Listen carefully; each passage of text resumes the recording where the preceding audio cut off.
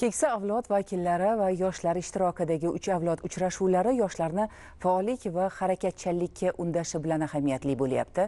9-may xotira va qadrlash kuniga bag'ishlangan ana shunday ma'naviy ma'rifiy tadbir Jizzax viloyatida bo'lib o'tdi. Bugun yurtimizdagi hayotbaxsh islohotlar samarasi aynan xalqimiz farovonligini ta'minlashga, keksalar e'zozi, yoshlar tarbiyasini o'z ichiga oladi. Bugunning o'tmishdan farqi faxriylar tajribasi va yoshlarning ana shu tashabbuslariga hamohang harakatlarida desak mubolag'a emas. Ikkinchi jahon urushi taassurotlari bilan boshlangan uchrashuv yosh avlodning bugungi kunga shukronalik hissi hamda vatan oldidagi mas'uliyatini teran anglashga qaratilgan tafakkur muhokamasi bilan mazmunli o'tdi. Bu tadbirni aynan pedagogika universiteti o'tkazilishi bu bejiz emas. Chunki bu dargohda kelajak muallimlari, yosh avlod tarbiyachilari ta'lim olishadi.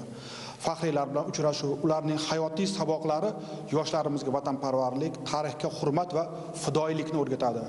Bunday tadbirlar ular uchun haqiqiy jonli dars, haqiqiy hayot maktabi. Yangi O'zbekistonning buguniga munosib bilimga, salohiyatiga ega o'g'il-qizlar uchun keksalarning maslahatlari muhim dastur bo'lib xizmat qilishi bor gap. 3 avlod vakillarining o'zaro hamkorligi, tajriba, kuch va ishonchli harakat uyg'unligini yuzaga keltiradi. Mazkur tadbirda ham mehnat faxriylarining tinchlik qadri, yurt taraqqiyoti va insonlarning bugunidan mamnun bo'lib yashashlari uchun amalga oshirilayotgan ishlar va buning davomiyligi haqidagi o'gitlari eshitildi.